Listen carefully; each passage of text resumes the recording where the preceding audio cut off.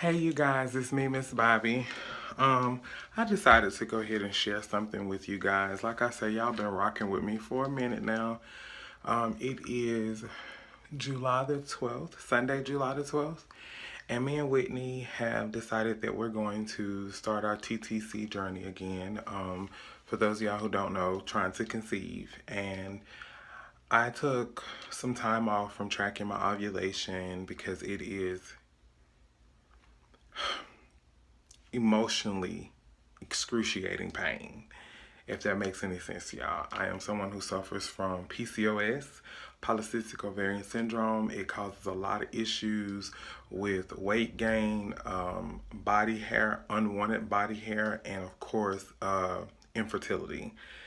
One of the main problems when it comes to a woman trying to track her ovulation is because the body is so unbalanced that you can get false positives, false negatives, and it's just a process. So I'm kind of doing a surge of, not a surge, but a variety of different tests. I've tried to check my temperature every morning to see if I can see the peak and then the fall in it. I'm checking my cervix mucus. I have several different ovulation tests that I use. My favorite is, and I'm probably gonna say it wrong because I've ripped off the top, but I just figured I would go ahead and let you know that we're back on trying to conceive again. I've ripped off the actual box label, but I want to say this is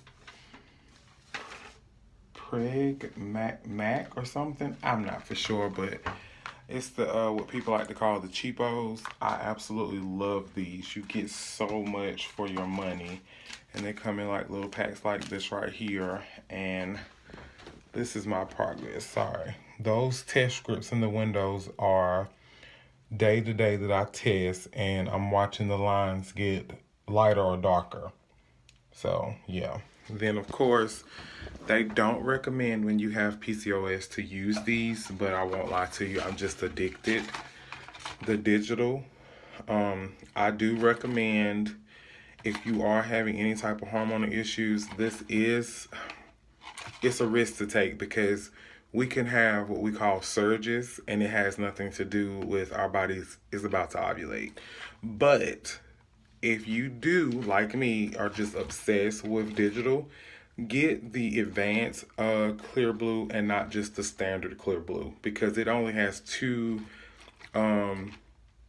windows. It has a window that it hasn't detected any surge in your hormones at all, and then it has one that says it does. Those are the only two. With this one, it'll let you know that it doesn't have a surge at all. Then it'll let you know that it has detected a surge, and then it'll let you know when you're at your peak. Like this is get ready, do it now. So it has three different, and for us, I feel like that may be a little bit better because our hormones are so crazy. Like I don't want to know that you caught a surge. Is it a reliable one? Is it a strong one? Can I trust that? Also, the very first time I used these, which was about a year ago.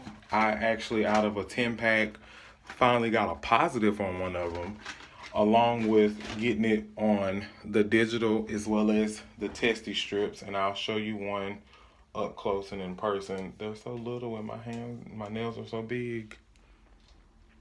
Let me focus. That one has a very light line, which these, in case nobody ever knew, when you're doing your ovulation test, they're not like pregnancy tests. If this was a pregnancy test, that light line would indicate a positive in pregnancy. But your ovulation tests are totally different. You need for your, let me make sure I say this right. You need to make sure that your test line is just as dark, if not darker, than the control line. So let me say that again. You need to make sure, focus, that light line that you see, it needs to be as dark as the control line, which is right there, or darker. That's when you know you have a positive. The purpose of keeping all of them is to kind of see the progression in the lines becoming darker and darker, as in, so your body's naturally gearing up, so the surge is there. If you had to put it on a scale, it's like today, maybe it was a surge of 1, so the line is really, really light. Tomorrow afternoon, it may be a 3, so it got a little bit darker. And then by the end of my window, hopefully that line is so dark that if I had to put a number on it, it would be a dead on 10. If I had to put it on a scale from like 1 to 10. So yeah, so I just figured I would go ahead and let you guys know that we don't have a donor. We're not finna do home inseminations yet. I'm just gearing up. So that's like I've been doing a lot of research on some natural remedies and supplements also that I can take to kind of help aid in getting my body ready.